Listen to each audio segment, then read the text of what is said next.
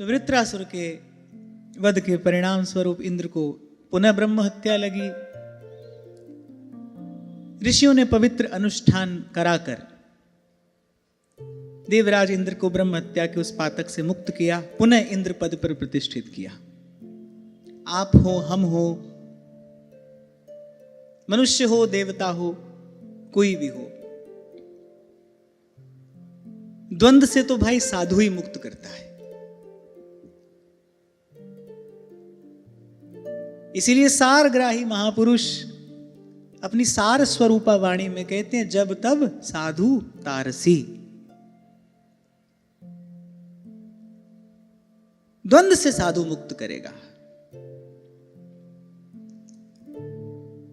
और जहां लगी गो गोचर मन जाई, वहां तक सब द्वंद्व युक्त ही है।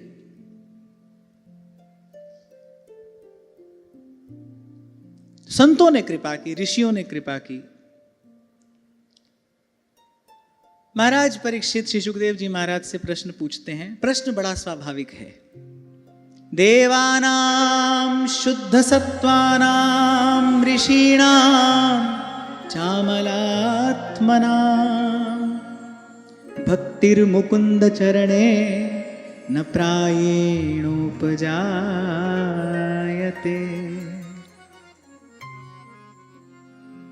महाराज परीक्षित ने पूछा कि देवानाम, सत्वगुण प्रधान देवता, ऋषिणाम, बड़े बड़े ऋषि मुनि मनीषी, चामलात्मना, यहां तक कि पवित्र हृदय वाले भी भगवान की शुद्धा भक्ति से वंचित रह जाते हैं। भगवान का स्वयं का श्रीमुख वाक्य है, मुक्तिम ददाति करहिचित स्मन भक्ति योगम। भगवान ने कहा मुक्ति तो दे देता हूं, मैं भक्ति नहीं देता। भक्ति अर्थात जाहि न चाहिए कबहु कछु, तुम संग सहज स्नेह, बसहु निरंतरता के उर, सोराउर निज गेह, सोराउर निज गेह। महानुभावों का कहना है कि महात्म्य ज्ञान पूर्वस्तु, भगवान की महिमा, भगवान के स्वरूप, इन दोनों का ज्ञान हो। भगवान की महिमा का भी ज्ञान हो, तभी अपने इष्ट की प्रतीति होगी, और भगवान के स्वरूप का भी ज्ञान हो। कह रहे महात्म्य ज्ञान पूर्वक जो प्रीति अनुरक्ति भगवान के चरणों में है, उसको भक्ति कहते हैं। मैं बड़ी क्षमा याचना पूर्वक की बात कहूंगा, देखने में यही आता है, बहुत सतही होती है भक्ति भावना। आपके शब्दों में कहें तो सुपरफिशियल, बहुत सतही होती है। कहने को भक्ति है और होने को नहीं है। तो महाराज परीक्षित ने प्रश्न पूछा, और बड़ा स्वाभाविक प्रश्न है। उन्होंने कहा कि जो बड़े बड़े ऋषि मुनि तपस्वी, यहां तक कहा चामलात्मनाम, पवित्र हृदय वाले भी भगवान की भक्ति से वंचित रह जाते हैं, भक्ति नहीं पाते। श्री कागभुसुंडी जी से भगवान ने वरदान मांगने को कहा। भगवान ने कहा ये भी ले लो, वो भी ले लो, तुझ पर प्रसन्न हूं। अष्ट सिद्धियां, नवनिधियां, ज्ञान, विभूति, अद्भुत ऐश्वर्य, सब कुछ देने को तत्पर हूं, बताओ क्या चाहते हो। कागभुसुंडी जी मौन रहे और मन में विचार करते, बोले सब देने को कहा और प्रभु ने भक्ति देने को नहीं कहा। फिर बड़े संकोच पूर्वक श्री कागभुसुंडी जी ने कहा, बोले प्रभु आप कह रहे हैं, बड़ी आपकी कृपा है, नाथ भगति अति सुखदायिनी, देहु कृपा करी अन पायनी, नाथ भगति। सोई सुख, सोई गति, सोई भगति, सोई निज चरण स्नेह, सोई विवेक, सोई रहनी प्रभु, हम ही कृपा करी देहु। भगवान ने सब कहा, लेकिन भगवान ने अपने मुख से भक्ति नहीं कहा। एक बात और मुझे यहां पर कहनी, यहां पहल आपको ही करनी पड़ेगी। यहां पहल आपको ही करनी पड़ेगी। इसी भक्ति के विषय में भगवान ने कहा है, भक्ति के संबंध में ही भगवान ने कहा है, जो तू चली है एक पग, यहां पहला पग आपको उठाना पड़ेगा। और हम भक्ति मांगेंगे क्यों? कोई भक्ति क्यों मांगेगा? जन्म जन्मांतर से संसार के विषय सुख में जीव उलझा है, उसकी मति उसमें लिप्त है, कोई भक्ति क्यों मांगेगा? हमारे हृदय में भक्ति की लालसा हो, वहां तक कोई पहुंचेगा कैसे? तब ही हो ही सब संशय भंगा, जब बहुकाल करिए सत्संगा। इसीलिए गोस्वामी जी कह रहे, भक्ति स्वतंत्र सकल सुख खानी, बिनु सत्संग न पावही प्राणी।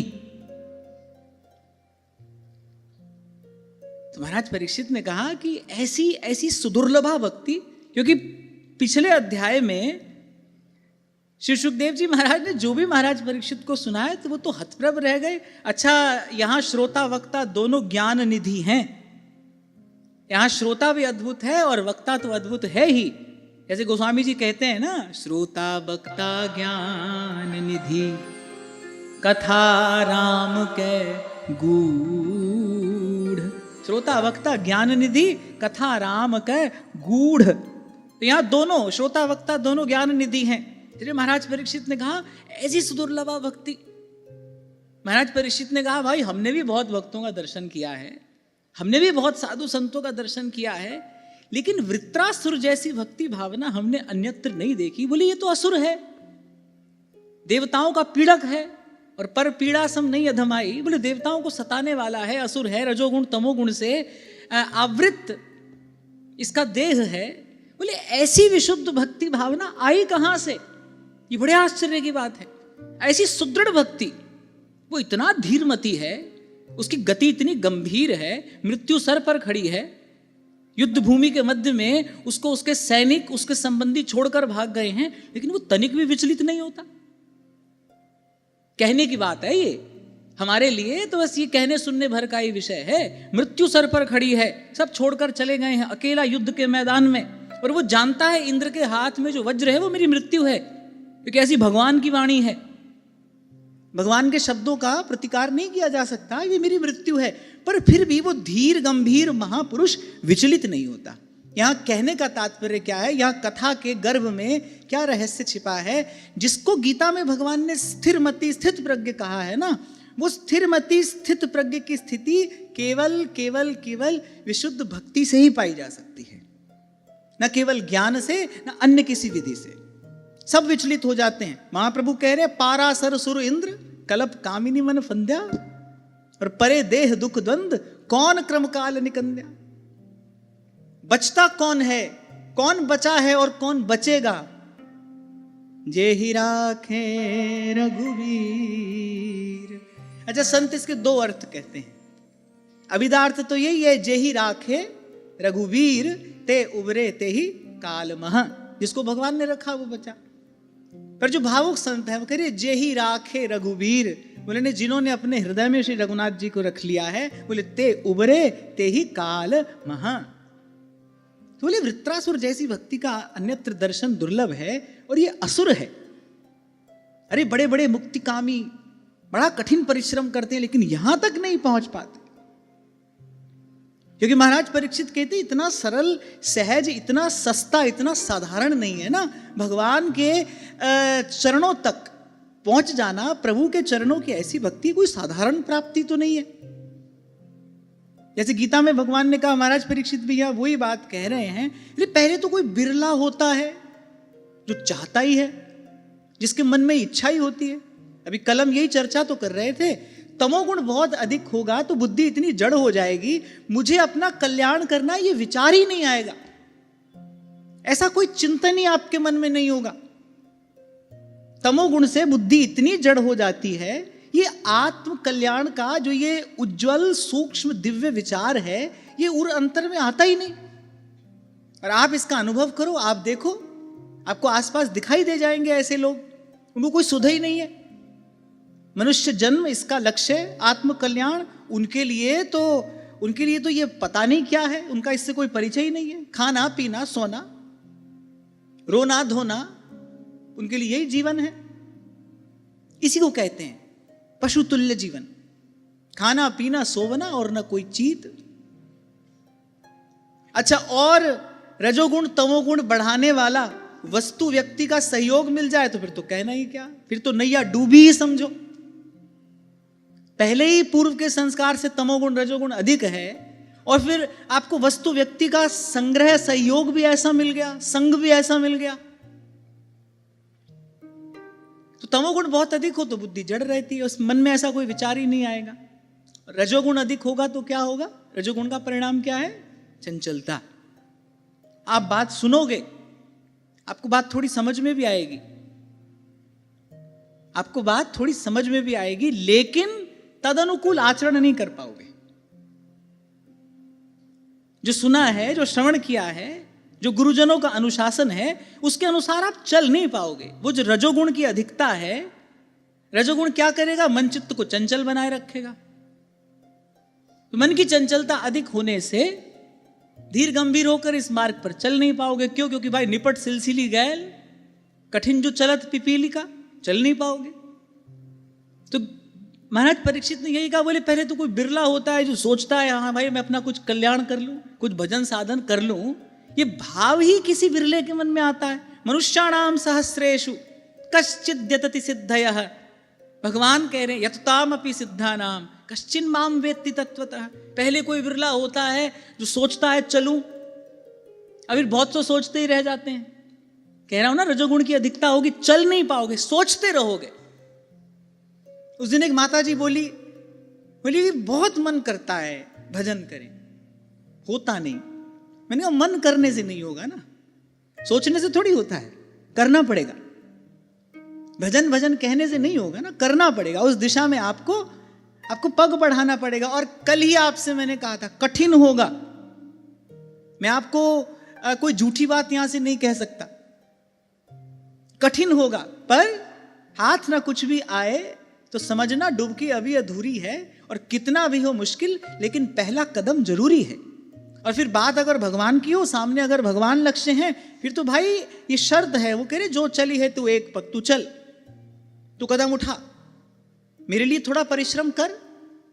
फिर जगत मजूरी देता है, क्यों राखे भगवान, फिर भगवान उत्तर देते हैं उसका। तो पहले तो बहुत लोग सोच ही नहीं पाते। कुछ होते हैं जो आत्म कल्याण के विषय में कुछ चिंतन करते हैं, कोई एक आध विचार उनके मन में आता है, और फिर महाराज परीक्षित ने कहा उसमें भी कोई होता है वीर जो चल पाता है, और फिर बहुत ऐसे होते हैं जो 2-4 कदम चल के फिर लौट जाते हैं। ये तो अपना ही साधक जीवन का अनुभव मैं आपसे कह रहा हूं। 12-15 बरस की यात्रा हुई, बहुत लोग हमने देखे बड़ी तूफानी गति से वो आते हैं, सब छोड़कर भजन करेंगे। साल 2 साल 4 साल भजन का भाव भी उनमें दिखाई पड़ता है। धीरे धीरे क्या होता है, उसमें शिथिलता आती जाती है, और फिर जहां से आए थे वहीं पहुंच जाते हैं। बैक टू स्क्वायर वन, जहां से आए वो वहीं पर है। आप क्षमा करना, मैं यहां किसी के व्यक्तित्व को जज नहीं कर रहा हूं। ये प्रसंग उपस्थित हुआ है, मैं बता रहा हूं, और मैं तो उस व्यक्ति को नहीं देखता, मेरी दृष्टि व्यक्ति पर नहीं रहती। मैं तो देखता हूं कि भाई गीता में भगवान ने कहा गुण अपना कार्य करते हैं। रजोगुण अधिक बढ़ा, जो काम आरंभ किया था 2-4 कदम चले, फिर वापस पीछे वहीं पहुंच गए। तो कोई बिरला होता है जो 2-4 कदम चल पाता है, और फिर भगवान ने कहा कोई होता है भाई कश्चिन। ये भगवान की श्रीमुखवाणी है। भगवान कह रहे हैं अर्जुन कश्चिन माम वेत्ति तत्वतः, कोई होता है। फिर अनेक माया प्रलोभन उपस्थित करती है, उन सब को लांघता हुआ अरे कोई शूरवीर ही होता है भाई, जो फिर मेरे चरणों तक आकर पहुंचता है, जो तत्व से मुझे जान लेता है। हाँ, जान लेने के बाद सयो हवै तत्परमं ब्रह्मवेद ब्रह्मैव भवति, तरति शोकम तरति पाप मानम गुहा ग्रंथिभ्यो विमुक्तो अमृतो भवति। उपनिषद का मंत्र है, ब्रह्मवेद ब्रह्मैव भवति, जानत तुम्हें हो जाए। लेकिन ये इतना साधारण नहीं है, ये इतना सुलभ भी नहीं है। इसलिए संत के विषय में सब महापुरुष एक ही बात कह रहे हैं, एक ही बात, दुर्लभ हो भाई, दुर्लभ है ये बड़ा कठिन है। बड़ा कठिन, बड़ा माने बड़ा कठिन। मिल जाए तो फिर समझ लो अब भाई भगवान ने अपने भंडार की, अपने कोष की सबसे अमूल्य वस्तु हमको दे दी, अब और कुछ नहीं है उनके पास देने के लिए। संत विशुद्ध मिलहि परिते ही, आहा, चित वही राम कृपा करी जे। एक बार इन शब्दों का विचार करो कि रे संत विशुद्ध मिलहि परिते ही। ऋषि रघुनाथ जी जिसको कृपा पूर्ण दृष्टि से देखते हैं, हमारे यहाँ रसिक कहते हैं पिय रंग भरी कटाक्ष नेक चितवो मोमाही। उसी कृपा दृष्टि की तो याचना है। कृपा दृष्टि से प्रभु देखते हैं, विशुद्ध संत मिलता है। और आपको पूर्व में कभी मैंने निवेदन किया था, विशुद्ध संत माने किसी भी प्रकार से प्रपंच की निवृत्ति करा के असार का मोह, असार की ममता छुड़ा के आपको सार वस्तु के संग्रह में लगाए। साधु सोई जो हरि सिवावे, साधु सोई जो हरि जपावे, कैसे भी करके। और ऐसे महापुरुषों की सामर्थ्य होती है, वो ऐसा कराने में सर्वथा समर्थ होते हैं, सक्षम होते हैं। उनकी इसी सामर्थ्य को देखते हुए तो भगवान कह रहे हैं भाई जो काम हम नहीं करा सके मनुष्य से, वो कह रहे साधु करा देता है। क्या नहीं करा सके? भगवान कह रहे भाई हम अपना भजन नहीं करा सकते। तभी कह रहे हैं भाई मोते अधिक संत करी लेखा, अपना भजन नहीं करा सकते ठाकुर जी। विचार कर कहा है गोस्वामी जी ने, गुरु बिन भव निधि तरई न कोई, जो बिरंची शंकर सम हुई। पहली बार जब मैंने ये पंक्ति पढ़ी थी तो मुझे लगा था क्या ऐसा बिरंच शंकर माने ब्रह्मा शंकर, गुरु बिन भव निधि तरई न कोई। फिर जब चिंतन किया तो समझ में आया ब्रह्मा शंकर क्यों कहा। एक सृष्टि करता है, एक सृष्टि की रचना करने वाला है, एक संहार के देवता हैं। बोले सृष्टि की रचना और संहार तो हो जाएगा भाई, लेकिन इस सृष्टि के इस द्वंद्व के, इस दुष्चक्र से पार नहीं जा सकता है कोई। भगवान का भजन भाई संत गुरु भक्त के बिना भगवान भी नहीं करा सकते। कराना चाहते तो करा ही लेते, और चाहते क्या, मैं कहता हूं करा सकते तो करा लेते। हाँ इतना है, भगवान की इच्छा होती है कोई हमारा भजन करे। जब सर्वशक्तिमान प्रभु की इच्छा होती है ना कोई हमारा भजन करे, फिर प्रकृति अपना कार्य करती है। उसको प्रकृति कह लो, लीला शक्ति कह लो, फिर वो प्रकृति लीला शक्ति अपना कार्य करती है। भगवान की इच्छा हुई कोई हमारा भजन करे, अब इस जीव का कल्याण हो जाए, बस फिर कोई ना कोई बानक बनता है। और संत विशुद्ध मिलहि परिते ही, चितमयी राम कृपा करिजे। का सुदुर्लभ प्रशांतात्मा कोटिष्वपि महामुने। मेरे किसी शांत चित्त महापुरुष का मिलना, जिसके जीवन से सब खटपट समाप्त हो गई हो, सब खींचातानी से जो मुक्त हो गया हो, शांत चित्त अपने स्वरूप में स्थित, अपने भाव में मग्न, अपने प्रभु के, अपने प्राणाराध्य के प्रेम रंग में रंगा, एकमात्र भगवत परायण। बोले ऐसा महात्मा, ऐसा संत, ऐसा भक्त, बोले भाई उसका मिलना तो बड़ा दुर्लभ है। और यहां महाराज परीक्षित कह रहे बड़े आश्चर्य की बात है, इस असुर की भक्ति बिल्कुल वैसी ही है। बोले इस असुर की भक्ति बिल्कुल वैसी है। इसलिए आपको मैंने निवेदन किया था, भक्ति मार्ग के आचार्यों ने, भागवत के टीकाकारों ने वृत्रासुर को वृत्रासुर कहना स्वीकार ही नहीं किया। बोले हम इसको असुर नहीं कह सकते, श्रीमद वृत्र ऐसा संबोधन दिया है टीकाकारों ने, श्रीमद वृत्र। बोले असुर नहीं है, ऐसी भक्ति भगवान की। आहा वृत्रस्तु कथम पापः सर्वलोकोपतापनः, इत्थं दृढ़मतिः कृष्ण आसीत् संग्राम उल्बणे। बोले देवताओं को सताने वाला बड़ा पापी, बोले और उस भयंकर युद्ध के मैदान में मृत्यु सन्मुख उपस्थित होने पर भी श्री कृष्ण में अपनी सब वृत्तियों को इस प्रकार दृढ़ता से लगाने वाला ये वृत्रासुर वस्तुतः था कौन, ये है कौन? महाराज परीक्षित ने कहा इसके विषय में मैं जानना चाहता हूं, आप मुझे बताइए।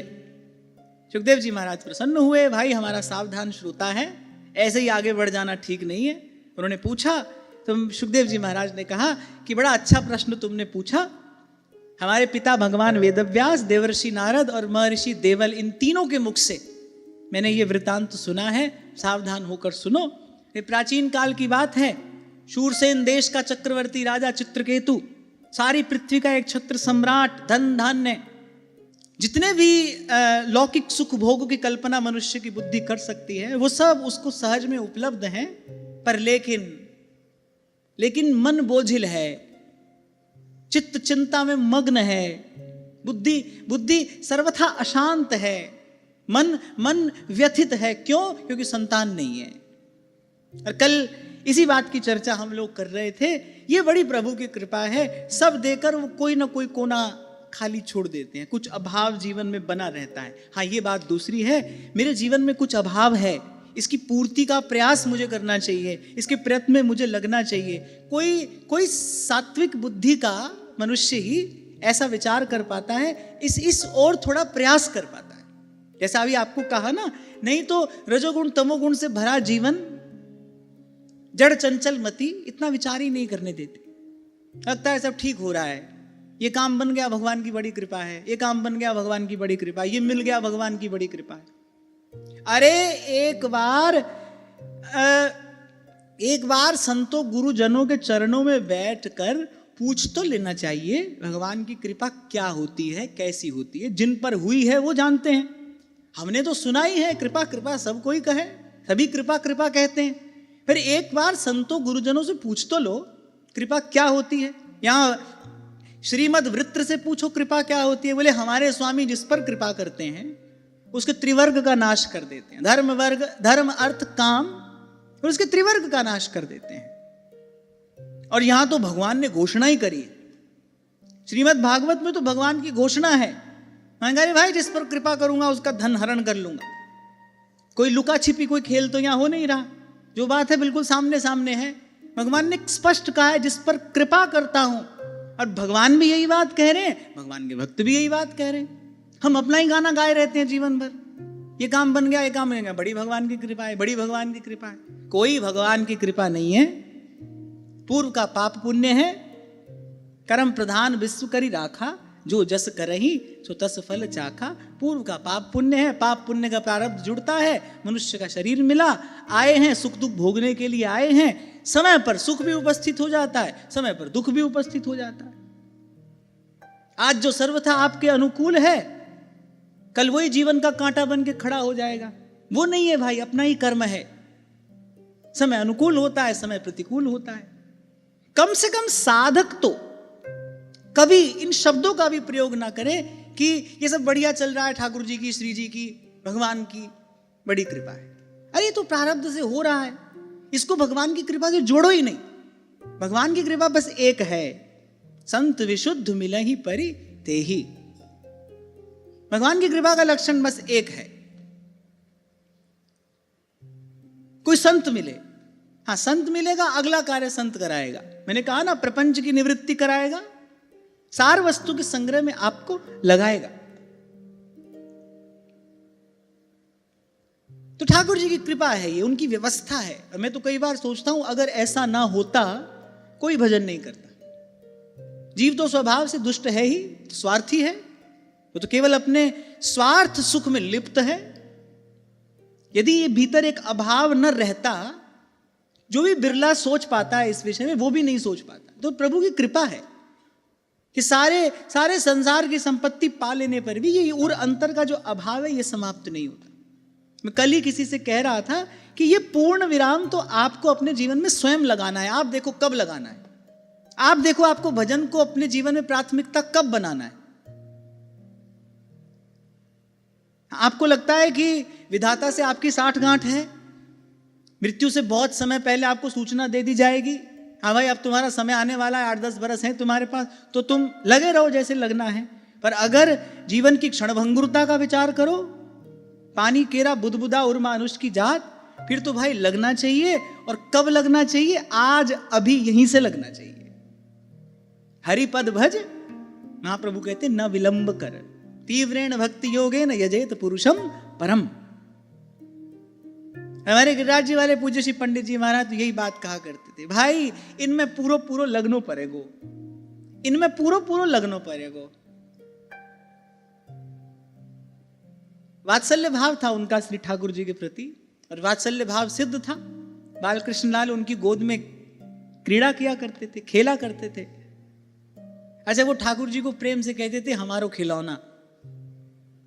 बोले हमारे खिलौना के संग खेलनो है, तो बोले यहां में पूरो पूरो लगनो पड़ेगो, अपनो जीवन पवित्र बनानो पड़ेगो, आपका जीवन सात्विक होना चाहिए। सत्वम ही में हृदयम यत्र धर्मः। कोई ईमानदार साधक अगर होगा ना, ईमानदार साधक अगर होगा, अपने साधन के प्रति यदि उसकी निष्ठा है, अपने प्रभु के प्रति, इष्ट गुरु के प्रति अगर ईमानदारी है, तो इस बात का विचार अवश्य करेगा, भाई मेरी भजन भावना पुष्ट हो रही है कि नहीं हो रही, मेरी भजन भावना में अभिवृद्धि हो रही है कि नहीं हो रही। जैसा कल भजन में मन लगता था, जैसा कल श्री जी की सेवा में मन लगता था, आज उससे अधिक लग रहा है कि नहीं लग रहा, और अगर नहीं लग रहा है तो भाई इस बात की चिंता होनी चाहिए। जो काम हमारे लिए महत्वपूर्ण होता है, उस काम को बनने से प्रसन्नता होती है कि नहीं, बिगड़ने से कष्ट होता है कि नहीं, धन मिले तो प्रसन्नता होती है कि नहीं, क्षति हो जाए, हानि हो जाए, हलचल होती है ना मन में। क्यों? क्योंकि भाई उसकी महत्ता है हमारी दृष्टि में। अब भजन की कोई महत्ता नहीं है, हो गया, नहीं हुआ नहीं हुआ, भगवान की कृपा तो है ही, वो तो हम लिखा कर ही लाए हैं, भगवान की कृपा तो है ही। इसलिए मैंने कहा ईमानदार साधक अगर होगा, इष्ट गुरु के प्रति अगर ईमानदार होगा, निष्ठा अगर सच्ची होगी, तो इसका चिंतन करेगा, इसका विचार करेगा। और अगर ऐसा नहीं हो रहा तो फिर जाना चाहिए सदगुरु रूपी वैद्य के पास। सदगुरु वैद्य बचन विश्वासा, गोस्वामी जी कहते भाई उसके पास जाओ, वो कुछ कहेगा, उसके शब्द जो हैं वो तुमको इस परिस्थिति से निकालेंगे। हाँ, पर भाई आपको बार बार मैंने कहा, आज पुनः निवेदन कर रहा हूं, आपके हिस्से का काम है, आपको ही करना है, कोई दूसरा करने के लिए नहीं आएगा। ये आपका कार्य है, आपको ही करना पड़ेगा। हाँ, एक विचार मैं इसके साथ आपको दिए देता हूं, आपके हिस्से का काम है, आपको ही करना है, फिर कल पर क्यों छोड़ा जाए। कल भी हमको ही करना है, आज भी हमको ही करना है, आज ही करना चाहिए। क्यों? क्योंकि पल में परलय होगी, कल पता नहीं स्थिति अनुकूल हो ना हो, कल पता नहीं मन की रुचि ऐसी हो ना हो। आपको कह रहा था ना मैं, किसी ने कहा आपने बड़ी जल्दी ये निर्णय ले लिया, अभी तो आप यहां वहां जाते, मैंने उनका कहना था प्रचार करते। अब ठीक है, बड़े व्यक्ति हैं, हम तो आदर से सुन लेते सबकी बात, पर मैंने कहा भाई आज भजन में मन लग रहा है तो सब काम छोड़कर पहले भजन कर लेना चाहिए। आज थोड़ा मन की रुचि है, आज अभी एकांत प्रिय है, पता नहीं कल मन की गति क्या हो जाए। हमारे आचार्य सावधान कर रहे हैं हमको, ना जानो छिन अंत कवन बुद्धि घटई प्रकाशित। और देख रहे हैं, पढ़ रहे हैं, विचार रहे हैं, आप तो सुन ही रहे हो, हम तो आपको सुना रहे हैं। तो ये जो बात यहां से कही जाती है, आपसे अधिक उत्तरदायित्व तो मेरा हो जाता है इसके प्रति। मैं तो आपको यहां पर उपदेश करने के लिए बैठा हूं। यदि मैं ही गंभीरता से इसको नहीं लेता तो भाई भगवान की अवज्ञा है, शास्त्र की अवज्ञा है, ये तो आचार्य परंपरा की अवज्ञा हो जाएगी। तो देख सुन पढ़ रहे हैं भाई, कि सारे संसार की संपत्ति पा लेने पर भी व्यक्ति भीतर से तो अभावग्रस्त ही है। तो ये सब विचार करके समझ में एक बात आती है, स कहीं तो सब पर पंच तज कृष्ण कृष्ण गोविंद कहे। पहला कदम उठाइए और आप मेरी बात का भरोसा रखिए, आप पहला कदम उठाइए, उठाकर देखिए उसके बाद क्या होता है। भगवान ने स्वयं कहा है, बोले हो चली हो पग 60। और मैं तो कहता हूं दौड़ कर आ जाते हैं प्रभु, संभाल लेते हैं। अगर ना संभाले तो फिर हमारे यहाँ के रसिक संत कहते हैं, बोले फिर बकत हैं सब वेद, बोले फिर सब वेद शास्त्र में जो लिखा है सब झूठी बात है। अगर प्रभु ना संभालें, और कैसे ना संभालें, जिमी बालक राखे महतारी। ये शब्द किसी और ने नहीं कहे ना, प्रभु की ओर से, प्रभु का प्रतिनिधित्व करते हुए किसी और ने नहीं कहे ना, स्वयं प्रभु की वाणी है। करऊं सदा तिन्ह की रखवारी, अरे बड़े कृपालु हैं। एक बार मान लो स्वीकार कर लिया उन्होंने आपको, फिर मन तो क्या है ना, मन तो बड़ी देर तक उछल कूद करता रहता है, पर एक बार अगर उन्होंने स्वीकार कर लिया तो मन के सारे प्रयास ये निष्फल करते चले जाते हैं। अंततः थक हार कर मन आ जाता है हरि शरणम हरि शरणम। तभी कबीर कहते हैं, कबीरा तू हारा भला फिर जीतन दे संसार, हारे को तो हरि मिले जीता जम के द्वार। हारे को तो हरि मिले जीता जम के द्वार, माने आप जहां जहां जाओगे ना, ये वहां वहां आपको हराते जाएंगे। और ये हराने वाले हों तो भाई कौन जिताएगा, लेकिन मुझे इनका हराना है ना, हारे को तो हरि मिले, ये स्वयं से मिलाने की तैयारी है। एक बार ये स्वीकार कर ले, और किसको स्वीकार कर ले, तो एक बार चल दे इनकी ओर, बिना कोई व्यवस्था किए, अपनी अवस्था की परवाह किए बिना, बस प्रभु के स्वभाव का विचार करके। उमा राम स्वभाव जिन जाना, ये प्रसंग भूलता नहीं मुझे, और मुझे लगता है कि हमको इसका सतत स्मरण रहना चाहिए। मन है, संकल्प विकल्प इसका कार्य है। जब तक माया राज्य में है तब तक संकल्प विकल्प ये मन का कार्य है। संकल्प विकल्पात्मकम मनम। तो फिर वो प्रसंग याद आता है, भरत जी जा रहे हैं, ठिठक जाते हैं, रुक जाते हैं, कि माता की करनी का विचार करूं, फिर तो प्राण त्याग देने चाहिए मुझे। अपनी ओर देखूं, मेरे कारण श्री रघुनाथ जी ने इतना कष्ट पाया, क्योंकि जिस मार्ग से प्रभु होते हुए कहे, भरत जी भी उसी मार्ग पर जा रहे हैं, और बिना रथ के, बिना पांवरी पहने, कह इस कंटकाकीर्ण पथ पर श्री सीताराम जी चले, मैं उनके कष्ट का कारण बना, मेरे कारण प्रभु को इतनी पीड़ा हुई। अपनी ओर देखूं तो फिर क्या मुख ले विनती करूं, प्रभु के सन्मुख जाने का साहस नहीं होता। कहते लेकिन अगर श्री रघुनाथ जी के शील स्वभाव का विचार करता हूं, फिर लगता है देर ना लगे, अभी इसी क्षण जाऊं और प्रभु के चरणों से लिपट जाऊं। मेरे प्रभु का स्वभाव है, प्रभु तरुतर कपिडार पर देखिए आप समान, तुलसी कहूं न राम से साहेब सील निधान, साहेब सील निधान।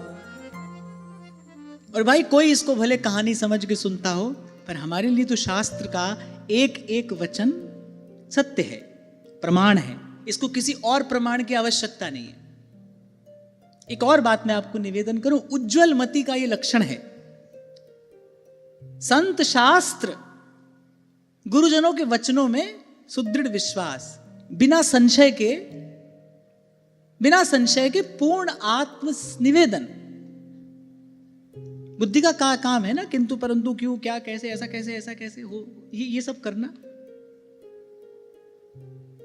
उज्जवल मति अगर हो जाए, विमल हो जाए मति, तो उसका फिर ये लक्षण है। सच्शास्त्र जो है, श्रीमद् भागवत सच्शास्त्र है, क्योंकि भागवत धर्म का निरूपण कर रहा है। सच्शास्त्र, संत, गुरुजन, इनके वचनों में सुदृढ़ विश्वास। और कई बार आपसे कहा, जो भी पार लगा है, जो भी बचा है भगवान की माया से, अरे संत सबद लग उतरे पार। हम तो बच गए साहेब कृपा से, संत सबद लग उतरे पार। नहीं तो कबीर जी हंसते हुए कहते, रमैया तेरी दुल्हन लूटिल बाजार। माया भी तो भगवान की है ना, भगवान ने कहा है मम माया, वो भी भगवान की है। तो कबीर जी कह रहे ये भी आप ही की दुल्हन है। वे रमैया तेरी दुल्हन लूटिल बाजार।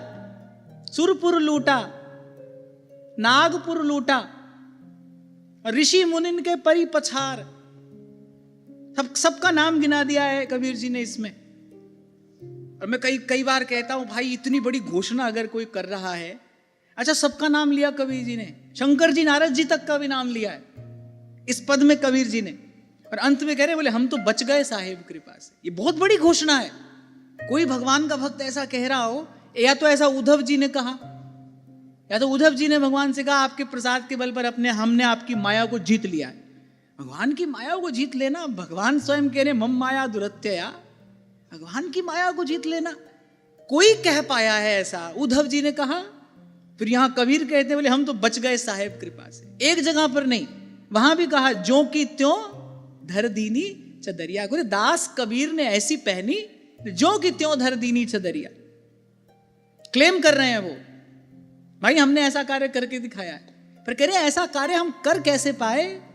हम तो बच गए साहेब कृपा से, संत सबद लग उतरे पार, संत सबद लग उतरे पार। तो ये उज्जवल मति का लक्षण है। शास्त्र के संत के वचनों में श्रद्धा, उसमें कोई किंतु परंतु नहीं करता आपका मन, जो कहते हो आप मान लेते हैं। ये बड़ी बड़ी उच्च और बड़ी स्वस्थ मनस्थिति है। हाँ, तो कहां पर थे हम?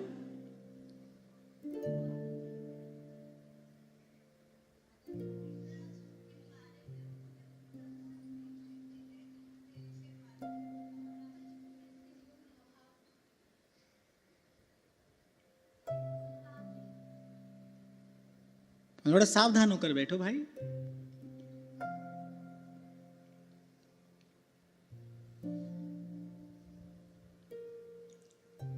तो सब प्रकार की संपत्तियां उनके पास, संपत्ति है लेकिन संपत्ति का सुख नहीं है।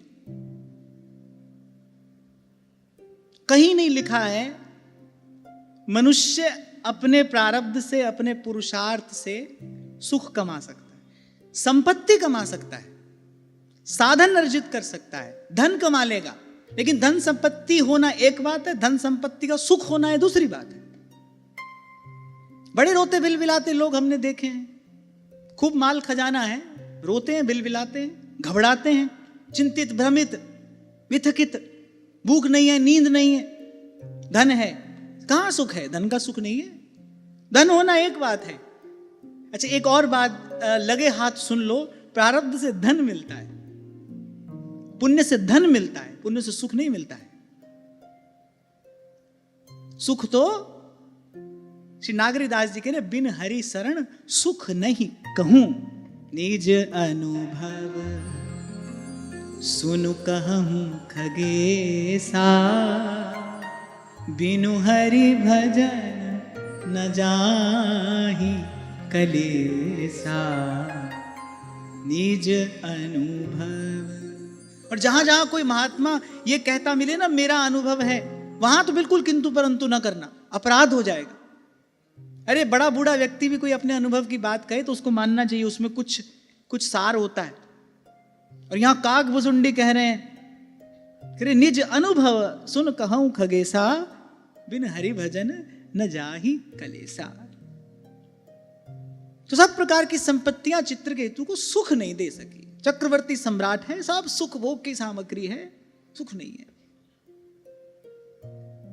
अब भगवान की इच्छा से घटना घटी, श्राप और वरदान दोनों ही देने में समर्थ महर्षि अंगिरा का चित्रकेतु के महल में आगमन हुआ। अब संस्कारी था, उच्च आसन पर ऋषि श्रेष्ठ को बैठाया, चरण प्रक्षालन किए, सुंदर रीति से उनका पूजन, उनका सत्कार किया और तत्पश्चात उनके चरणों में बैठ गया। अब ऋषि भगवान की इच्छा से प्रेरित होकर आए थे। उन्होंने कहा कि राजन, देख रहा हूं कि तुम प्रसन्न नहीं हो, तुम संतुष्ट नहीं हो।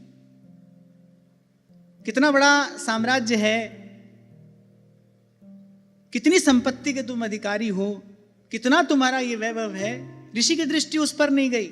ऋषि क्या देख रहा है? बोले तुम्हारा मन प्रसन्न नहीं है, तुम्हारा चित्त संतुष्ट दिखाई नहीं पड़ता। कुछ दिन पहले आपसे कह रहा था ना, पहले संतों गुरुजनों के पास लोग जाते थे ना, वो ये नहीं पूछते थे क्या चल रहा है, क्या हो रहा है, घर परिवार कैसा है। उनकी दृष्टि कहाँ जा रही है, और इसका चित्त स्वस्थ है कि नहीं, इसका मन प्रसन्न है कि नहीं। तो उन्होंने कहा राजन,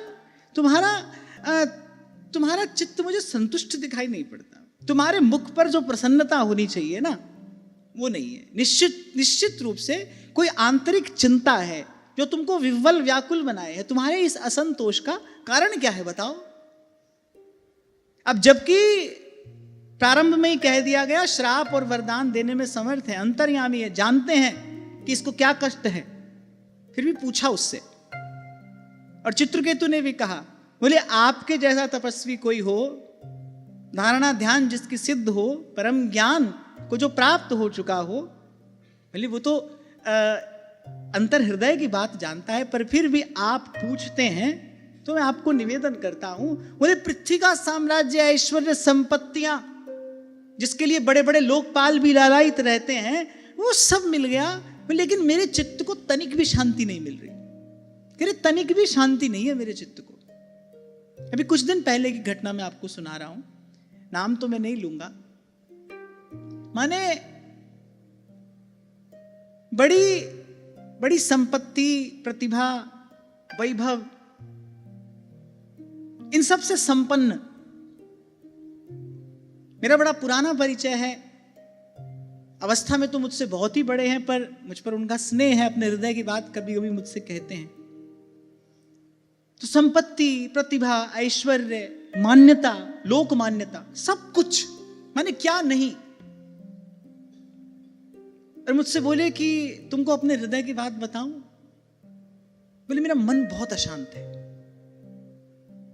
ये मन बड़ा अशांत है। बोले अब ये अवस्था आ गई है जीवन की, पता नहीं कब जाना हो जाए, मन अशांत है और ये चिंता और है कि देखो हमारे मन की स्थिति क्या है।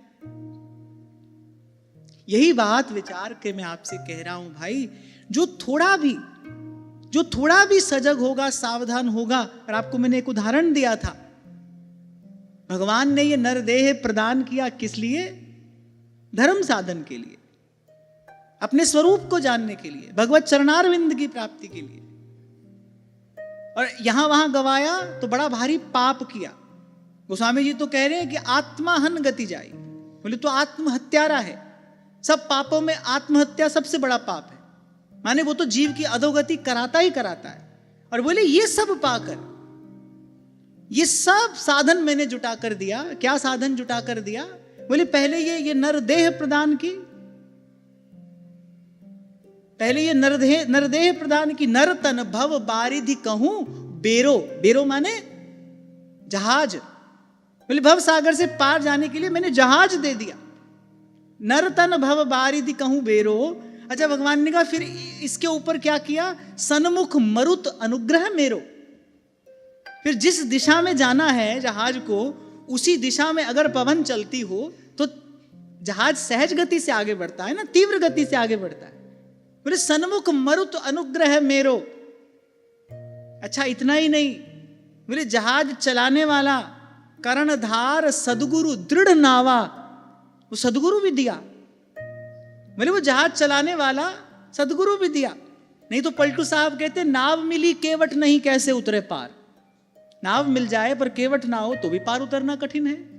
और जिनके जीवन में ये सदगुरु रूपी कर्णधार नहीं होता, उनकी नैया कहीं ना कहीं मजेदार में डूब ही तो जाती है। तो ये तो देखने में आता ही है। फिर कर्णधार सदगुरु दृढ़ नावा। और भगवान कह रहे बोले दुर्लभ साज सुलभ करी पावा। और बोले जो न तरह भव सागर नर समाज अस पाई, सो नर निंदक मूढ़ मति आत्मा हन गति जाए। अच्छा क्या है ना, जो बढ़िया बढ़िया बात भगवान बोलते हैं वो हम पढ़कर चुनकर रख लेते हैं, वही सुनते हैं, वही चुनते हैं, वही अपने पास में रख लेते हैं। भगवान ने ये सब कहा है, इसको भी तो सुनना चाहिए। ये जो भगवान ने ये कहा है हमारे लिए, ये उपदेश भगवान अपने लिए तो नहीं कर रहे हैं, ये भी हमारे लिए ही कर रहे हैं। इसको भी थोड़ा सुन लो, थोड़ा इस पर भी तनिक विचार कर लो कि कैसे फटकार रहे हैं भगवान। ये दो पंक्तियां मन को ठोकने पीटने के लिए बड़ी सुंदर हैं। कि जो न तरह भव सागर नर बोले समाज अस पाई। भगवान कह रहे भाई सारा साधन हमने जुटा दिया है, सो नर निंदक मूढ़ मति करे आत्मा हन गति जाई। भगवान की बात सुन के तो डरो, यही डर ही डरप हरिवंश हित। भगवान कह रहे ये सब साधन पाकर भी जो नहीं लगा है साधन में, जो आत्म कल्याण के लिए प्रयास नहीं कर रहा है, खा रहा है, पी रहा है, सो रहा है, भगवान कह रहे वो आत्महत्यारा है। मरने के बाद जो गति आत्महत्यारे की होती है वही उसकी होगी। स्पष्ट लिखा श्रीमद् भागवत में, मोक्ष द्वारम अपावृतम, खुला हुआ दरवाजा है। कल आपको कह रहा था, अरे दरवाजा खुला है और सुंदर बात क्या है, दरवाजे पर कोई खड़ा नहीं है आपसे पूछने वाला कौन हो, कहां से आए हो। कभी भी चले जाओ, किसी भी समय भीतर प्रवेश कर जाओ, भीतर ही तो जाना है। इसी को तो एक पग उठाना कहते हैं, प्रभु की ओर एक पग उठाना। खुला हुआ द्वार है।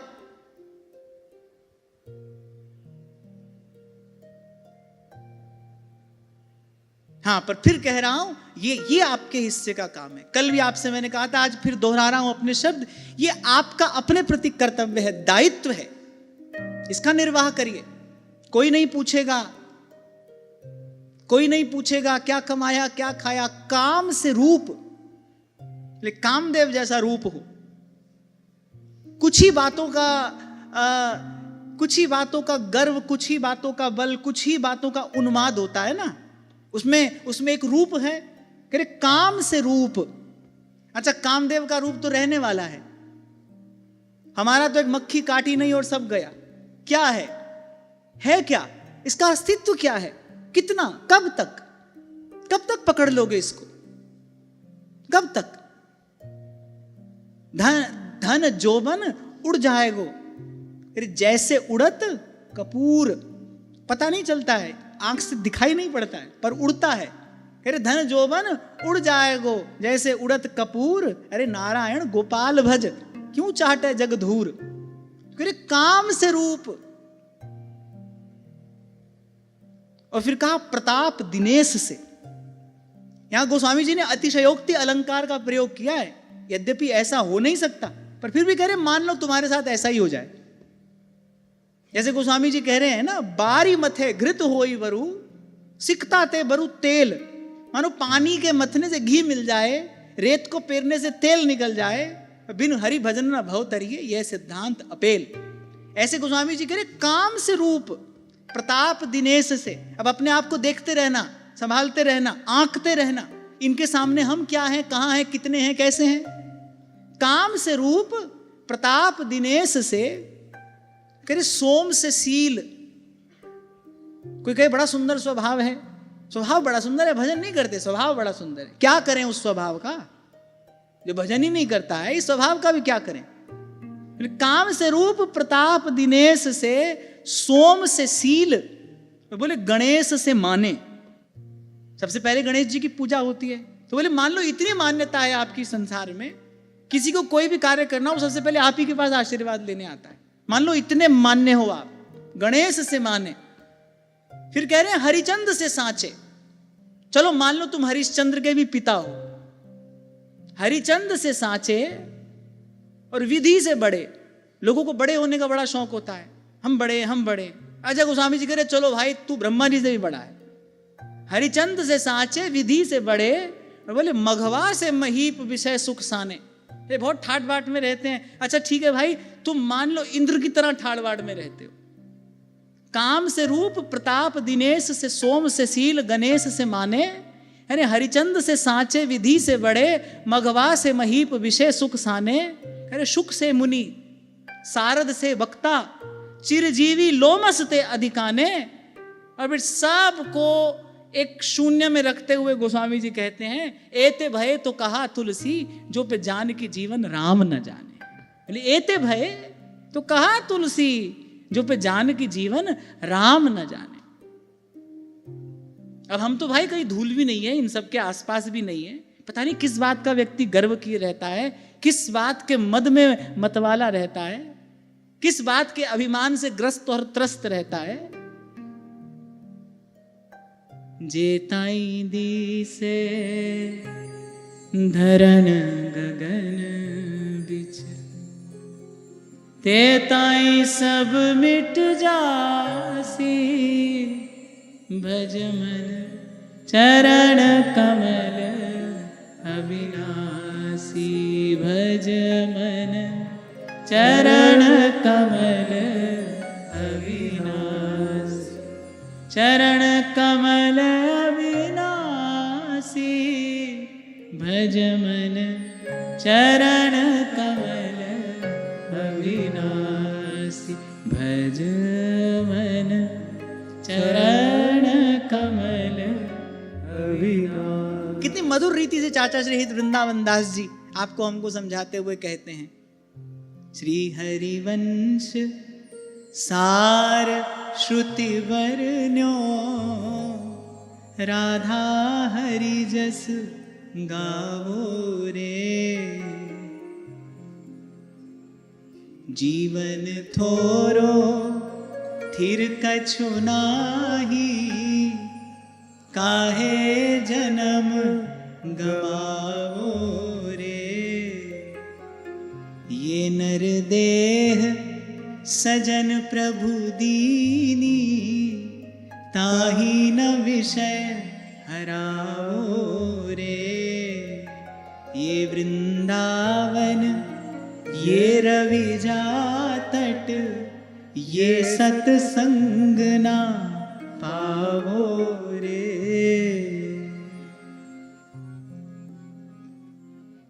तो राजा चित्रकेतु ने कहा, प्रभु आप सब जानते हैं, बोले ये संतान का अभाव है, बोले साम्राज्य ऐश्वर्य का ये अभाव मुझे सुख नहीं लेने देता। और केवल मैं ही दुखी नहीं हूं, वहां पितृलोक में मेरे जो पितृ हैं, बोले वो भी इसी बात से दुखी हैं कि परलोक में कौन हमें जल देगा। बोले आप मेरा और मेरे पितरों का, बोले इस यंत्रणा से छुटकारा करिए।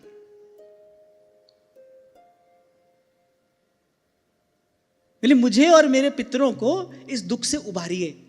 अच्छा, महर्षि अंगिरा यद्यपि चाहते तो उस समय ज्ञान दान कर सकते थे, पर उन्होंने कहा इस समय इसकी मति कामना के कारण व्यग्र है, विचलित है, इस समय ज्ञानोपदेश करना उचित नहीं होगा।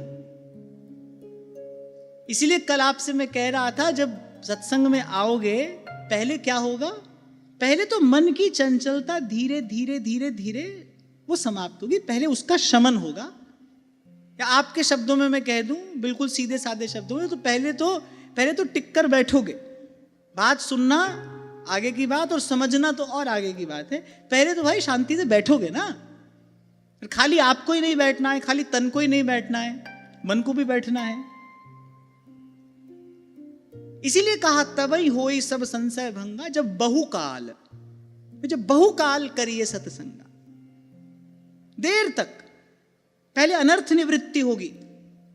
आपको उस दिन उदाहरण दिया था मैंने, जैसे आयुर्वेदाचार्य कोई पहले आपकी बॉडी को डिटॉक्सिफाई करता है, पहले जो शरीर में जो विषाक्त पदार्थ हैं उनको बाहर निकालता है, फिर वो रसायन देता है। अच्छा, औषधि बड़ी थोड़ी देता है, थोड़ा सा रसायन देता है, चुटकी भर, वो अपना कार्य करता है, पर उसके लिए पहले शरीर को तैयार किया जाता है, पहले शरीर को उन विषैले पदार्थों से मुक्त किया जाता है। ऐसे ही पहले सत्संग अनर्थ निवृत्ति कराएगा।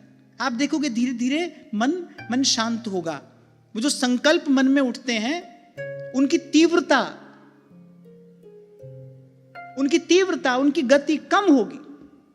फिर थोड़ा चैन से बैठकर सुनोगे और फिर ये बात समझ में आएगी।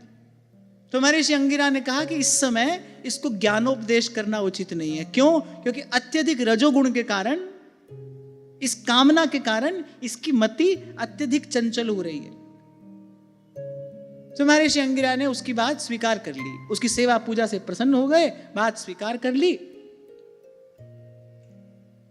यज्ञ कराया और यज्ञ अवशिष्ट उसने अपनी सबसे बड़ी रानी को दिया। पुत्र की प्राप्ति हो गई। अब पुत्र की प्राप्ति हुई तो भाई ऐसी व्यवस्था में पुत्र मिला। अब तो भाई बाकी प्रत्येक विषय वस्तु का राजा को विस्मरण। अब तो बस केवल पुत्र ही पुत्र है, वही उसका संसार है। और मोह सकल व्याधिन करी मूला, गोस्वामी जी करे तिन ते पुनि उपजहि बहु सूला। इसलिए महाप्रभु करे दुरंत मोह है, इसका अंत नहीं आता है। इसलिए 3 बार महाप्रभु जी श्री यमुना जी की चरण शरण में जाकर प्रार्थना करते हैं, भजे कलिंद नंदिनीम दुरंत मोह भंजिनी। इसका अंत नहीं आता है। जन्म जन्म से जो हम भटक रहे हैं एक ही कारण तो है, मोह सकल व्याधिन करी मूला। आपको बताया था ना मैंने, जय विजय को जब श्राप मिला तो सनकादिक से उन्होंने प्रार्थना की, बोले काम क्रोध के अधीन हम भले हो जाएं।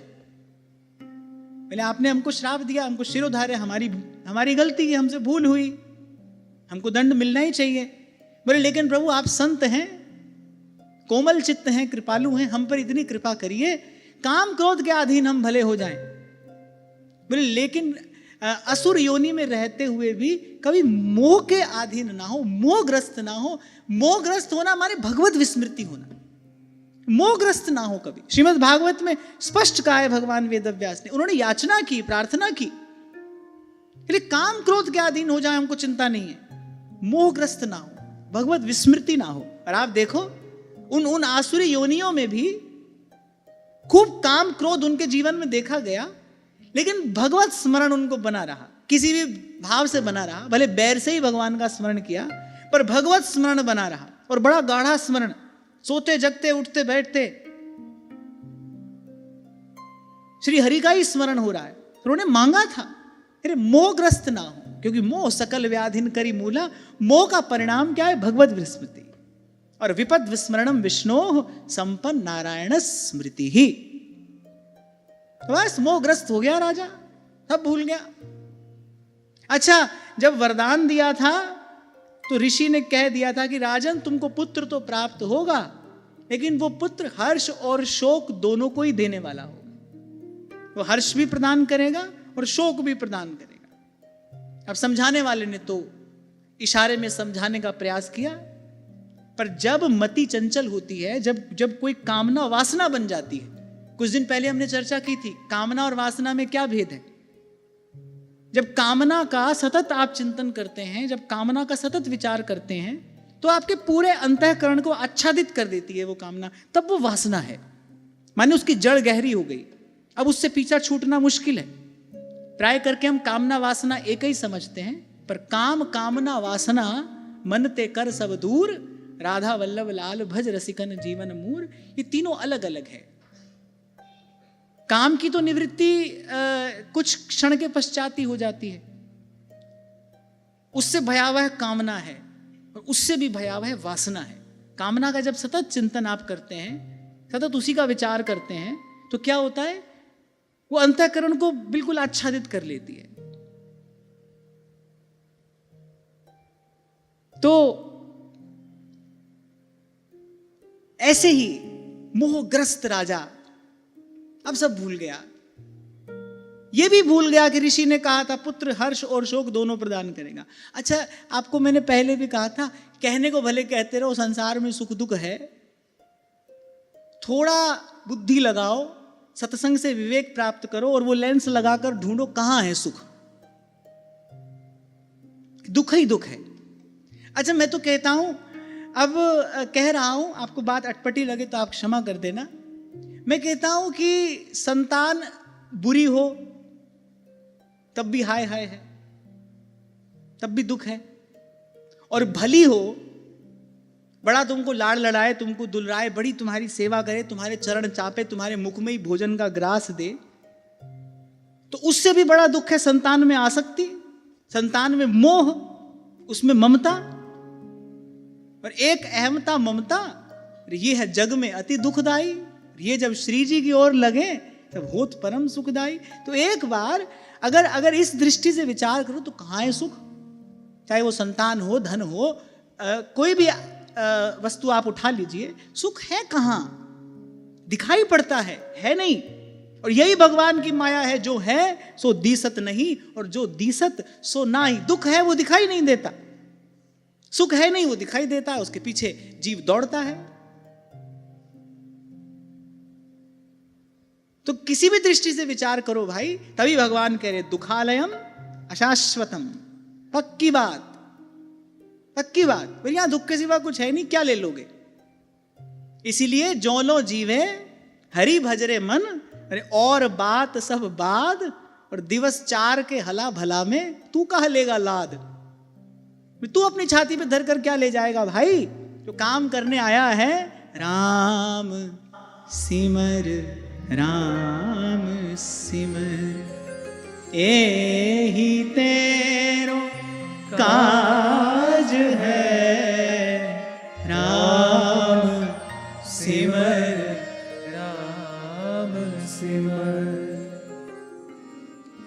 अब राजा को ये सब कहाँ सूझे, तो कंगाल को जैसे धन मिले ऐसी राजा की दशा है, दिन रात बस उसी पुत्र का लाड़, उसी पुत्र का दुलार। ऐसे सबसे बड़ी जो रानी थी कृतद्युति, उसके गर्भ से पुत्र उत्पन्न हुआ। अब राजा की ममता पुत्र में भी हुई, और जिस रानी ने पुत्र सुख प्रदान किया उस रानी में भी आसक्ति होना स्वाभाविक ही था। मानव मन है, जहां से सुख मिलता है वहीं दौड़ पड़ता है, जहां से काम बने वही भगवान है। हमारे बाबा बड़ी अच्छी बात कहते थे, बोले भगवान कहाँ है? बोले जहां काम बने वहीं भगवान है, जहां अपना काम बने वहीं भगवान है। जिस रानी ने पुत्र सुख प्रदान किया उसमें भी आसक्ति स्वाभाविक थी। अब हुआ क्या, जो और रानियां थी उनके मन में बड़ा भयंकर द्वेष, बड़ी भारी ईर्ष्या ग्रस लिया सब रानियों के हृदय ने, ईर्ष्या और द्वेष को। अच्छा, और ईर्ष्या और द्वेष ये निम्नतम स्तर तक व्यक्ति का पतन करा सकते हैं। निम्नतम स्तर तक माने जहां से वापस उठना कठिन हो जाए, वहां तक। इसीलिए कहा मान बढ़ाई ईर्ष्या तुलसी दुर्लभ ये। हनुमान जी जब जा रहे थे तो सबसे पहले मैनाक पर्वत आया, उसको स्पर्श किया, सुरसा को बुद्धि से जीत लिया। फिर आगे एक तीसरी राक्षसी आई, कौन? सिंगिका। अब वो क्या करती थी, कोई ऊपर से जा रहा है उसकी परछाई पकड़ती है।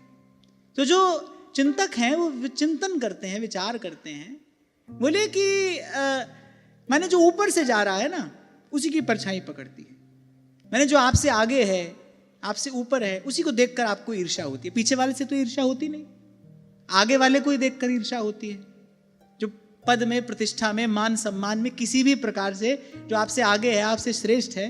अच्छा, वैसे तो ये आगे पीछे सब बुद्धि का विकार है, ना कोई आगे है ना कोई पीछे है। जी जस जग रघुपति करही सोची छिन्न तस होई।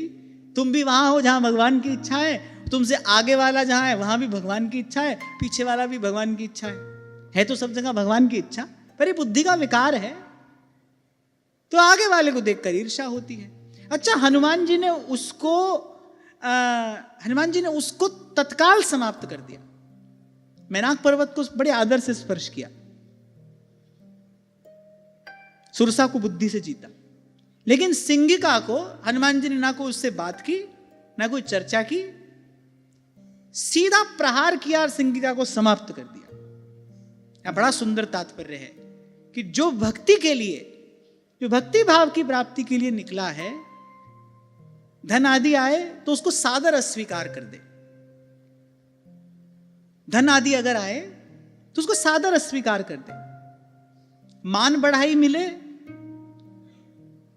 तो विवेक युक्त विचार से अपना मार्ग बना ले, आगे निकल जाए। कहो नानक सब तेरी वड्याई, कोई नाम न जाने मेरा।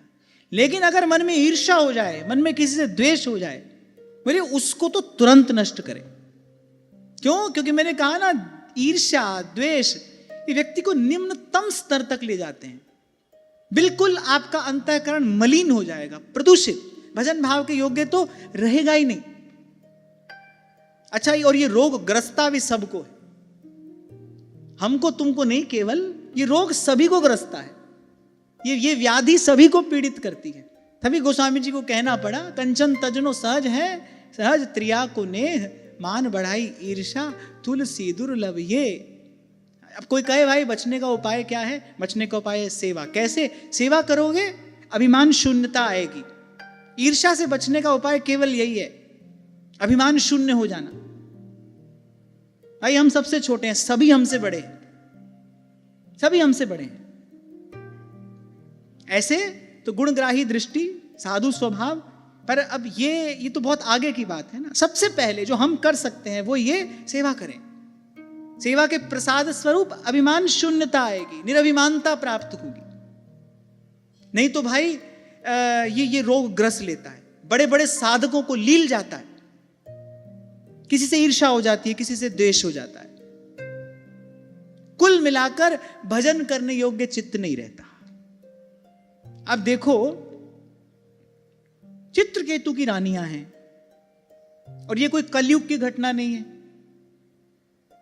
ये तो सत्ययुग की घटना है। तभी आपसे कहता हूं, हर युग में हर युग है भाई। सतयुग में भी कलयुग देखा जाता है, और कलयुग में भी कोई चाहे तो नाम रूप लीला धाम की कृपा से अपनी सतयुगी रहनी बना सकता है, क्योंकि युग को युग बनाने वाले वो तो स्वयं काल से परे है ना। उनकी कृपा हो तो नाम रूप लीला धाम की कृपा से, भगवत कृपा से कोई अपनी साफ स्वच्छ निर्मल पवित्र उज्जवल रहनी बना सकता है। नहीं तो भाई हर युग में हर युग है। अब देखो सतयुग में कैसी घटना घटी, और रानियों का जो मन था वो ईर्ष्या और द्वेष से ग्रसित हो गया। उन्होंने आप देखा ना ताब, ना कुछ सोचा ना कुछ विचारा, नन्हे से बालक को विष दे दिया।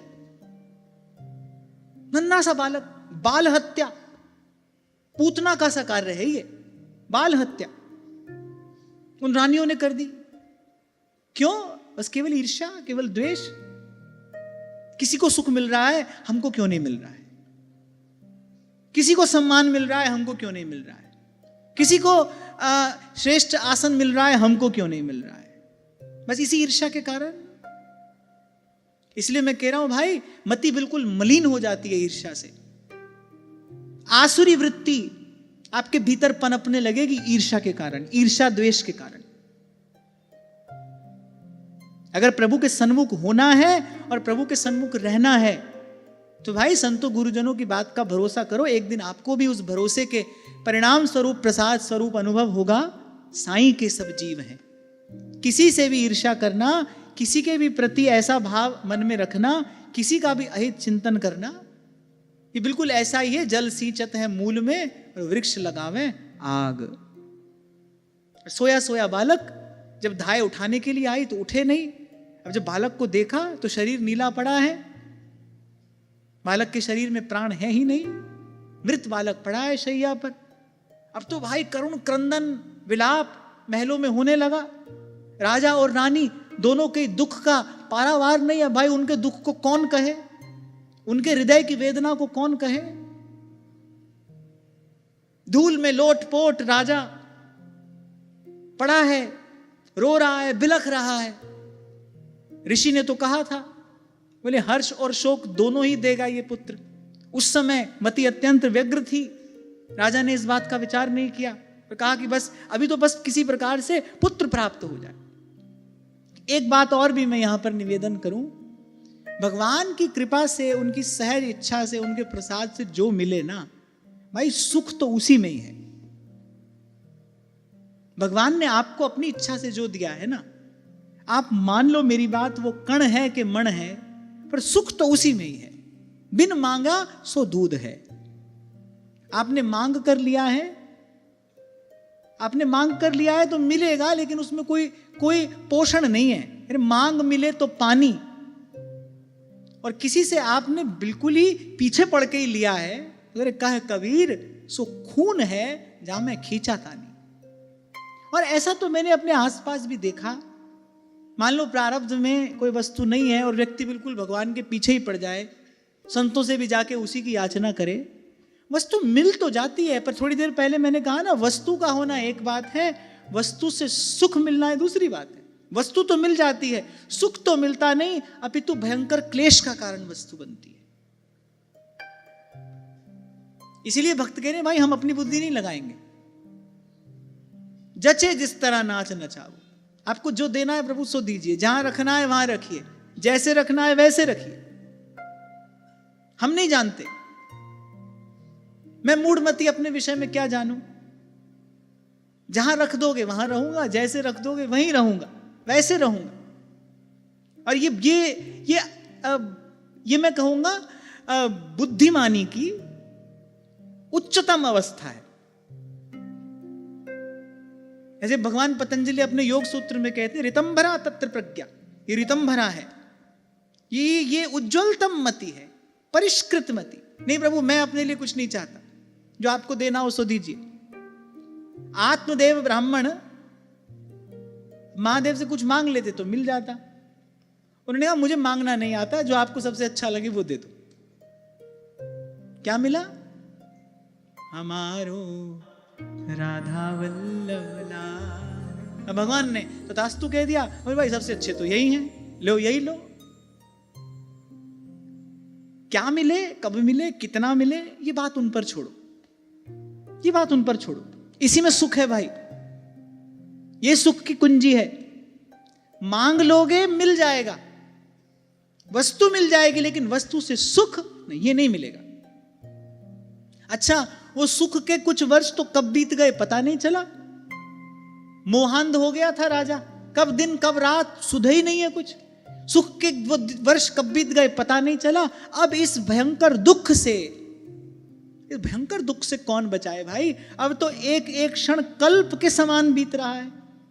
हम भी अपने जीवन में अनुभव करते हैं कि जो दुख की घड़ी होती है बड़ी लंबी होती है, दुख के दिन बिताए नहीं बीतते, सुख की घड़ियां कब बीत जाती है पता नहीं चलता है। पर लागी दया कोमल चित संता। महर्षि अंगिरा तो उसी समय ज्ञानोपदेश करना चाहते थे, पर उस समय राजा का मन, राजा की बुद्धि तैयार नहीं थी उसके लिए, उस सदोपदेश को ग्रहण करने के लिए तैयार नहीं थी।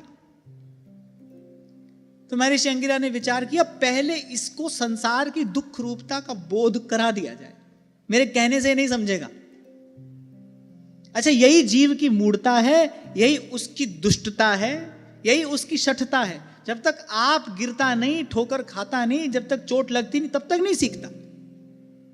साधु संत तो कहते हैं भाई वहां मत जाना, गहरा गड्ढा है, गिरोगे, निकलना मुश्किल हो जाएगा, वहां जाते ही गिरोगे। व्यक्ति नहीं मानता, बोले नहीं हम जाएंगे, गिर कर देखेंगे आपकी बात सच है कि नहीं। संतों का काम है भाई, वो तो समझा देते हैं, अपना पराया उनका कोई है नहीं, अपनी ओर से अपना कार्य करते, बता देते हैं भाई यहां जाओगे गड्ढा है, गिरोगे, निकलना मुश्किल। जो कोई बिरला कोई श्रद्धालु होता है, उनकी बात मानकर रुक जाता है, नहीं भाई इस ओर नहीं जाना। क्यों? क्योंकि संत कह रहे हैं, गुरुजन कह रहे हैं, इसमें हमारा हित है। पर ऐसी श्रद्धा तो सबके पास नहीं होती।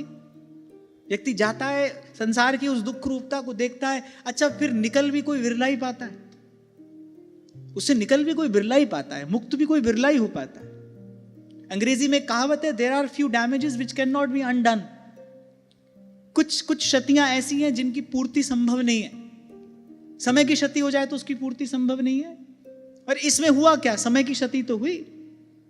देखा जाता है जीवन के कितने वर्ष कलह में, क्लेश में, खींचातानी में समाप्त हो जाते हैं। इतना अमूल्य जीवन, एक एक श्वास से भगवत भजन किया जा सकता था, आत्म कल्याण के लिए प्रयास किया जा सकता था। अपनी एक भूल से, एक गलत निर्णय से व्यक्ति सब गंवा देता है।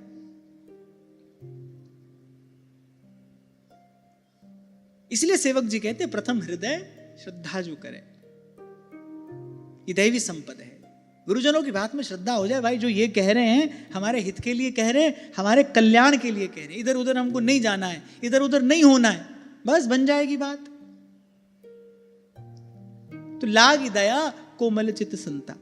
महर्षि अंगिरा आए, और जैसा मैंने कहा चाहते तो उसी समय ज्ञानोपदेश कर देते, पर उन्होंने कहा भाई पहले इसको संसार की दुख रूपता का बोध करा दिया जाए। प्रवचन तो ये हमको दे रहा है, जानता तो ये सब है, लेकिन जो कह रहा है उसका इसको अनुभव नहीं है, कह ही रहा है, और सब बातें हैं, बातों का क्या। हम तो आपसे कहते ही हैं हमारी बात से आपकी बात बने तो हमारी बात में कुछ बात हुई, नहीं तो भाई हमारे जैसे हजारों लाखों बोलने वाले हैं, कल भी बोल रहे थे, कल भी बोलेंगे, कौन बड़ी बात है ये तो वाक चातुरी भी हो सकती है, तो वाग विलास भी हो सकता है, कभी कभी ये प्रवंचना भी हो सकती है। कुछ बात बने, चोट लगनी चाहिए, परिवर्तन आना चाहिए, हमारा स्वभाव परिवर्तित हो। तो अंगिरा ऋषि, उनकी दृष्टि थी राजा पर, क्योंकि वो कहकर आए थे, वो जानते थे ये घटना तो घटने ही वाली है।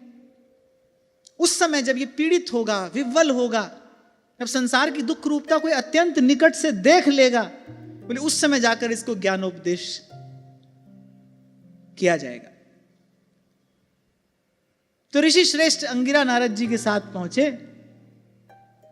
अच्छा देखो, आए पर राजा ने पहचाना नहीं, कुछ ऐसी लीला, राजा ने पहचाना नहीं। आए, पास बैठकर उसको सांत्वना देने का प्रयास कर रहे हैं, सुंदर सुंदर उक्तियों से उसको समझाने की चेष्टा कर रहे हैं। अब भाई संत आए हैं, संत आए हैं, और संत का शब्द तो सूर्य के समान है, वो तो अज्ञान का अंधकार नष्ट करने वाला ही है। राजा का सौभाग्य सूर्य तो अब उदय हुआ है। यहां एक बात देखने समझने की है, इसीलिए कबीर जी ने कहा कि बलिहारी उस दुख के जो पल पल नाम रटाए। बहुत निकट से जाकर जीवन को देखोगे तो जब जब जीवन में दुख आया होगा, जब जब जीवन में विपदा आई होगी, जब जब लगा होगा भाई हमारे लिए अब कोई मार्ग बचा नहीं है, तभी आप भाव से भगवान की ओर गए होगे। श्रीमद् भागवत के आरंभ में ही ये प्रसंग हमने श्रवण किया था। महारानी कुंती कह रही है दुख बना रहे जीवन में। क्यों? क्योंकि इससे आपका भजन होता है। दुख बना रहे जीवन में। मैंने देखा, माता कुंती कह रही है, मैंने देखा हमारा स्वभाव है सुख अपने साथ एक उन्माद ले आता है। सरल शब्दों में कहें तो सुख आता है तो एक नशा सा चढ़ जाता है। सुख अपने साथ एक उन्माद ले आता है, ना चाहते हुए भी आपकी विस्मृति सी हो जाती है, भूल से जाते हैं आप। फिर जब दुख रहता है तब हम आर्त होकर आपको बार बार पुकारते हैं, आप कृपा करते हैं, आपका बार बार दर्शन होता है। तो कह रहे आपका दर्शन जो है वो इस भव सिंधु से पार ले जाने वाला है। इसीलिए महारानी कुंती अपनी स्तुति में ये बात एक बार नहीं अनेक बार कह रही है। इसीलिए हे केशव, हे द्वारिकाधीश,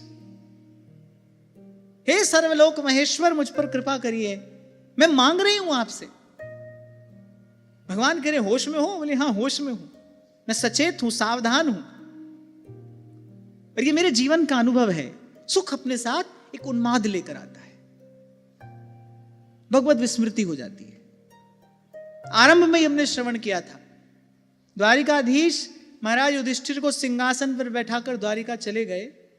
और यहां भगवान वेदव्यास कह रहे, बोले राज कार्य करते करते करते पांडवों को भी श्री कृष्ण की कुछ विस्मृति सी हो गई। विस्मृति सी, मुझे लगता है पांडवों को अगर विस्मृति सी हो जाए, हमारा क्या होगा? हम तो पहले ही भुलाए बैठे हैं। हमको तो एक आध क्षण के लिए कुछ भगवान का स्मरण हो जाए, वो भी संत और सत्संग की कृपा से, तो बात दूसरी है। हम तो पहले ही भूले बैठे हैं, हम तो पहले ही मायाबद्ध हैं। हमारी क्या गति होगी, हमारी क्या दशा होगी? इसीलिए भक्ति मार्ग के आचार्य कह रहे हैं, तृणादपि सुनीचेन तरोरपि सहिष्णुना तरु समसहनशीलता होए परम उदार कहे सब कोई। माने ये सब बातें किस लिए कही गई हैं? भाई दुख सह ले। आपको कहा था ना मैंने, श्री स्वामी रामसुखदास जी महाराज से एक बार किसी ने पूछा, बोले कुछ सार की बात बता दीजिए, कुछ सार की बात कह दीजिए। स्वामी जी ने कहा, भाई ये संसार दुख का घर है, हमने भी दुख सहा है, आप भी सह लीजिए। सार की बात है ये, आप भी सह लीजिए। शिकायत मत करो, अपना भजन इसमें खर्च मत करो, वो जो अपनी साधना उपासना की पूंजी है ना, इसमें खर्च मत करो। थोड़ा और आगे बढ़ोगे, थोड़ा और निकट जाकर देखोगे तो ये परिस्थिति तो प्रभु के निकट बनाए रखने वाली है। ये तो भजन में लगाए रखने वाली स्थिति है। अनेक अनेक महापुरुषों के जीवन चरित्र से यही बोध प्राप्त होता है। बहुत अधिक अनुकूलता साधन करने नहीं देती, बहुत अधिक अनुकूलता साधन नहीं करने देती। हमारे एक महात्मा थे, तो वो अपनी जो चुटिया थी वो खूंटे से बांध कर भजन करते थे। जो भजन निष्ठ होते हैं ना, जिनके लिए भजन ही सब कुछ है, वो तो भाई कोई भी प्रयास करते हैं, भजन होना चाहिए, भजन होना चाहिए। ऐसे एक दिन एक माता ने पूछा कि नाम जपते हैं तो नींद आती है। बड़ी अच्छी बात महाराज जी ने कही कि नींद आने का कारण क्या है? क्योंकि अभी भजन में जैसी लगन होनी चाहिए वैसी लगन नहीं है, जैसी रुचि भजन में होनी चाहिए वैसी रुचि नहीं है। बैठकर नींद आती है तो चलते फिरते करो, चलते फिरते नाम जप करो, जिस प्रकार हो सके उस प्रकार से करो। लेकिन हथियार नहीं डाल देने की, नींद आती है तो भाई चलो छोड़ो।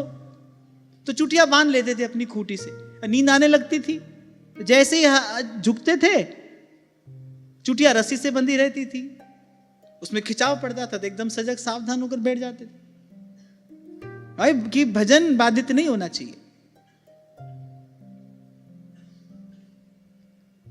अब बिल्कुल बढ़िया मखमली गद्देदार बिछौना पे बैठकर भजन करोगे तो पहले क्या होगा, आप एक बार अनुभव करके देखना। बढ़िया खूब आपने सुंदर आसन में आप बैठे हो, 5 मिनट के बाद पैर सीधा हो जाएगा, 10 मिनट के बाद कमर सीधी हो जाएगी, 15 मिनट के बाद तुम ही सीधे हो जाओगे। ऐसा ही होगा। ये छोटी सी बात भी आपको सिखा रही है, हंसो मत। ये छोटी सी बात आपको हमको बता रही है, बहुत अधिक अनुकूलता होगी तो भजन नहीं होगा। बहुत अधिक सुविधा साधन जुटाकर भजन करना चाहोगे, नहीं होगा।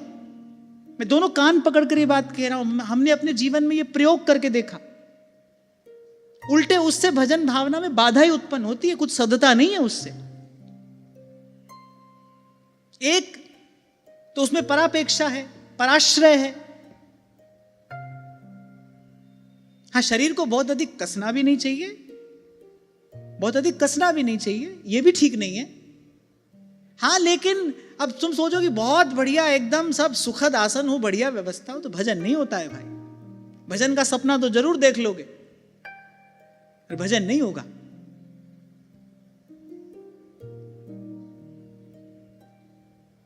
तो संत तो यही कह रहे हैं भाई, हां ठीक है, यहां दुख है। बुद्ध अपने विचारों में यही बात कहते हैं, कहते दोनों बातें हैं भाई, संसार में दुख है और उस दुख से मुक्ति का उपाय भी है। पहली बात तो यही है, यहां पर दुख है, और दूसरी बात उस दुख से सर्वथा मुक्त होने का उपाय भी है। चिंता करने की बात नहीं है, घबराने की बात नहीं है। सदा सदा के लिए इसी चक्की में हम पिसेंगे, ऐसा सोचने की आवश्यकता नहीं है। चाहो तो इस दुख से सदा सदा के लिए मुक्त हो सकते हो। दुख है पर दुख से छूटने का उपाय है। माया को संग त्याग, हरिजू की शरण लाग, जगत सुख मान मिथ्या, झूठो सब साज है, राम सिमर राम सिमर। और हमारे लिए तो बड़ा ही सीधा सरल मार्ग है भाई दुख से छूटने का। कृष्ण नाम रस भयो जात है, बस तृषावंत है पीजे रे मन, कृष्ण नाम कह लीजे। कृष्ण रे मन कृष्ण नाम कह लीजे, रे मन कृष्ण नाम कह लीजे। कृष्ण नाम रस भयो जात है, कृष्ण नाम रस भयो जात है, तृषावंत है पीजे रे मन, कृष्ण नाम कह लीजे, रे मन कृष्ण नाम कह लीजे। गुरु के वचन अटल करे मानो, गुरु के वचन अटल करे मानो, गुरु के वचन अटल करे मानो, गुरु के वचन अटल करे मानो। साधु समागम कीजे रे मन, कृष्ण नाम कह लीजे, रे मन कृष्ण नाम कह लीजे, रे मन कृष्ण नाम कह लीजे, रे मन कृष्ण नाम कह लीजे। पढ़िए सुनिए भगति भागवत, पढ़िए सुनिए भगति भागवत, पढ़िए सुनिए भक्ति भागवत,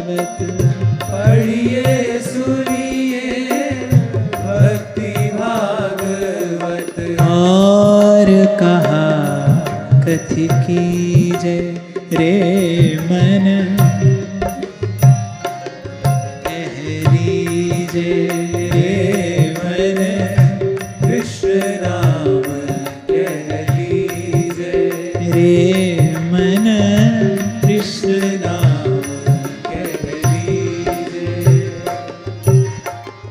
सूरदास हरि शरणता किए, सूरदास हरि शरणता किए, सूरदास हरि शरणता किए, सूरदास हरि शरणता किए।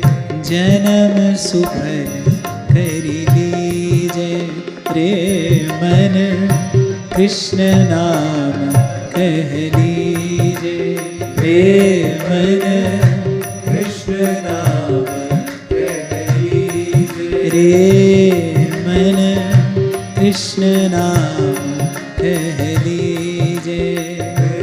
मन, कृष्ण नाम कह लीजे। राम कृष्ण हरि जय जय, राम कृष्ण हरि, राम कृष्ण हरि जय जय, राम कृष्ण हरि, राम कृष्ण हरि जय जय, राम कृष्ण हरि, राम कृष्ण हरि जय जय, राम कृष्ण हरि, राम कृष्ण हरि जय जय, राम कृष्ण हरि, राम कृष्ण हरि जय जय, राम कृष्ण हरि, राम कृष्ण हरि जय जय, राम कृष्ण हरि, राम कृष्ण हरि जय जय, राम कृष्ण हरि, राम कृष्ण हरि जय जय, राम कृष्ण हरि, राम कृष्ण हरि जय जय, राम कृष्ण हरि, राम कृष्ण हरि जय जय, राम कृष्ण हरि, राम कृष्ण हरि जय जय, राम कृष्ण हरि, राम कृष्ण हरि जय जय, राम कृष्ण हरि, राम कृष्ण हरि जय जय, राम कृष्ण हरि, राम कृष्ण हरि जय जय, राम कृष्ण हरि, राम कृष्ण हरि जय जय, राम कृष्ण हरि, राम कृष्ण हरि जय जय, राम कृष्ण हरि, राम कृष्ण हरि जय जय, राम कृष्ण हरि, राम कृष्ण हरि जय जय, राम कृष्ण हरि। राम कृष्ण हरि जय जय, राम कृष्ण हरि। आज की वार्ता यहीं श्री जी के चरणों में निवेदन करते हुए महाराज श्री के चरणों में प्रणाम। आप सबके हृदयस्थ हित प्रभु को, भाव प्रभु को नमन।